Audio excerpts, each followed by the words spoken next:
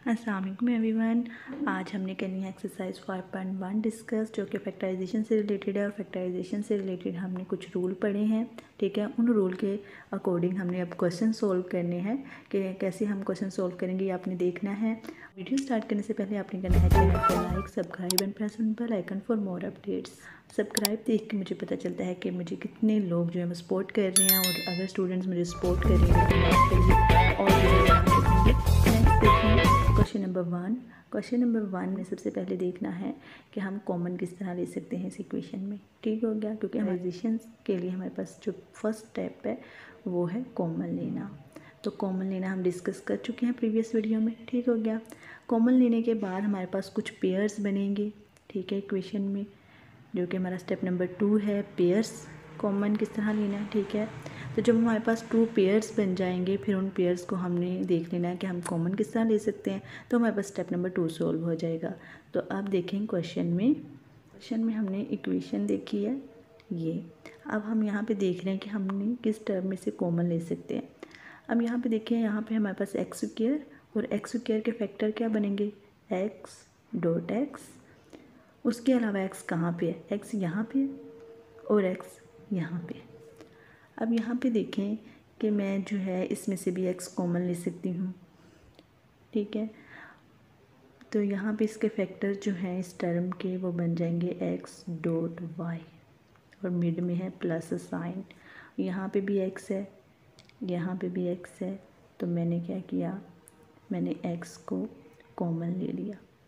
तो मेरे पास बाकी टर्म यहाँ पे बचा एक्स प्लस, यहाँ से मैंने एक्स को एक को कॉमन ले लिया, तो नेक्स्ट मेरे पास बचा वाई। यहाँ पे मैं एक एक्स को कॉमन ले सकती थी, ठीक हो गया, क्योंकि यहाँ पे जो सेकंड टर्म है उसमें सिर्फ एक ही एक्स है, तो इस वजह से मैंने यहाँ से भी एक ही एक्स कॉमन ले लिया है, तो मेरे पास ये टर्म बन गई। नेक्स्ट देखें कि मेरे पास ये जो 2 टर्म है ये रह जाती है ना, मैंने पहले इन दोनों को सोल्व कर लिया, ठीक हो गया। अब इन दोनों टर्म में मैं देखूँ तो मेरे पास वाई स्क्वायर कॉमन आ रहा है, 2 कॉमन आ रहा है कॉन्स्टेंट में, ठीक है। तो मैं इन टर्म को रीअरेंज कर लूँगी। अब देखें कि मुझे पता चला है ये मेरे पास गिवन टर्म थी। गिवन टर्म के बाद मैंने देखा कि एक्स स्क्वायर और एक्स वाई में एक्स कॉमन आ जाता है, इस वजह से मैंने दोनों को जो है वो कंबाइन कर लिया है। और 2y क्यूब और -2x स्क्वायर में मेरे पास जो है y और 2 कॉमन आ रहा है, तो मैंने इन दोनों को रीअरेंज कर लिया, मतलब कंबाइन कर लिया। मैंने उन 2 टर्म को कंबाइन किया जहाँ से मैं कॉमन ले सकती हूँ, ठीक हो गया। और उन 2 टर्म को कंबाइन करने के बाद जब मैं कॉमन लूँगी तो मेरे पास पेयर्स बन जाएंगे, इस वजह से मैं इन टर्म्स को कंबाइन करती हूँ, ठीक हो गया। कंबाइन करने के बाद अब मैंने देखा है कि यहाँ से तो मैंने एक्स को कॉमन ले लिया, तो मेरे पास ये टर्म आती है, ठीक हो गया। अब इस टर्म को आप देखें, यहाँ से मैंने लिया है 2 कॉमन, और साइन जो है बाहर वो नेगेटिव है, 2 कॉमन ले लिया। 2 क्यों कॉमन लिया, क्योंकि 2 यहाँ पे भी है, 2 यहाँ पे भी है, तो मैं इसे बाहर लिख सकती हूँ, ठीक है, ब्रैकेट से। नेक्स्ट देखें कि अब y को देखना है, तो यहाँ पे y स्क्वायर है और यहाँ पे y क्यूब है। अगर आप फैक्टर देखें इनके, तो यहाँ पे y डॉट y है, y स्क्वायर का मतलब, और y क्यूब का मतलब है y डॉट y। तो आप देखें कि मैं जो कॉमन ले सकती हूँ वो y का स्क्वायर है, क्योंकि यहाँ से भी 2y कॉमन आ जाएंगे और यहाँ से भी y का स्क्वायर कॉमन आ जाएगा। y क्यूब है, तो y क्यूब में से मैं y स्क्वायर निकालूंगी तो अकेला y रह जाएगा। यहाँ से फिर देखते हुए मैंने क्या किया है, मैंने यहाँ से 2y स्क्वायर कॉमन ले लिया। यहाँ पे इन 2 टर्म में से मैंने क्या किया, 2y स्क्वायर कॉमन ले लिया, और बाहर जो है वो साइन नेगेटिव है, तो जब मैंने कॉमन लिया है तो मेरे पास आ गया -2y स्क्वायर, और बाकी जो फर्स्ट टर्म है उसमें क्या बचा, सिर्फ x, क्योंकि 2 भी बाहर चला गया और y स्क्वायर भी बाहर चला गया, x बच गया। जो नेक्स्ट टर्म थी वहाँ पे मेरे पास 2 बाहर आ गया, और y क्यूब में से y स्क्वायर बाहर आ गया, तो बाकी क्या टर्म बची है, बाकी वहाँ पे बचता है y, ठीक हो गया, y बचता है। अब देखें बाहर जो था वो नेगेटिव साइन था, वो नेगेटिव साइन जब नेगेटिव से मल्टीप्लाई होगा तो क्या आएगा, प्लस। तो यहाँ पे भी ऐसा ही हुआ है कि बाहर नेगेटिव साइन था, जब वो अंदर वाले साइन से मल्टीप्लाई हुआ नेगेटिव से, तो मेरे पास यहाँ पे आया प्लस। ओके, तो इस तरह मैंने जो है y square 2 - 2y square common लिया है, तो मेरे पास ये टर्म आ गई। ओके, ये टर्म आ गई। तो अब यहाँ पे हमारा जो स्टेप नंबर 2 था पेयर कॉमन, उसे यूज़ करते हैं। एक पेयर मेरे पास ये बना है, दूसरा पेयर ये बना है और दोनों पेयर सेम है। हमारे पास दोनों पेयर सेम आते हैं तो हम उस पेयर को कॉमन ले लेते हैं, क्योंकि दोनों टर्म में ये पेयर है। तो जब मैंने इसे कॉमन लिया तो बाकी बच जाता है x माइनस 2y²। मेरे पास ये बच जाता है जब मैंने पेयर कॉमन लिया। तो यही हमारा आंसर है। तो हमने कितनी इजीली इसकी जो है फैक्टराइजेशन कर लिया, क्योंकि हमने प्रीवियस वीडियो में कुछ स्टेप पढ़ लिए थे फैक्टराइजेशन से रिलेटेड, और उन्हीं स्टेप को यूज़ करते हुए मैंने इस एग्जाम्पल को सॉल्व कर दिया। नेक्स्ट देखिए एक्सरसाइज 5.1 का हमारे पास है क्वेश्चन नंबर 7। और क्वेश्चन नंबर 7 में हमारे पास है दिस टर्म कि x4 bye y4 minus y4 divided by x4।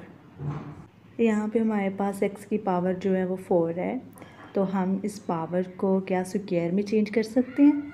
ठीक है, तो यहाँ पे हमने ये क्वेश्चन जो है सोल्व करना है बाय मेथड दिस। ठीक है, हमने रूल नंबर 4 पढ़ा था जिसमें हमने डिस्कस किया था कि a² माइनस b² जो है वो इक्वल होता है a माइनस बी और a प्लस बी। हमने अब इस क्वेश्चन में इसी तरह की टर्म बनानी है ताकि हम इस तरह लिख सकें। अब नेक्स्ट देखें इस स्टेप की तरफ कि हमने लिखा है x² बाई y² का whole square minus y² by x² का होल स्क्वायर।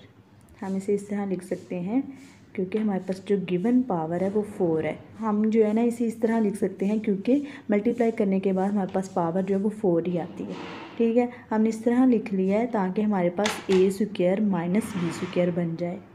यहाँ पे देखिए मेरे पास a² और दरमियान में क्या है नेगेटिव साइन, और यहाँ पे है b² बन गया, a² माइनस b² बन गया।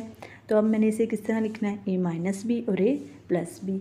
तो मैंने सिंपली इसे लिखा है, यहाँ पे देखें कि a मेरे पास यहाँ पे जो a की टर्म है ना वो है x² बाय y²।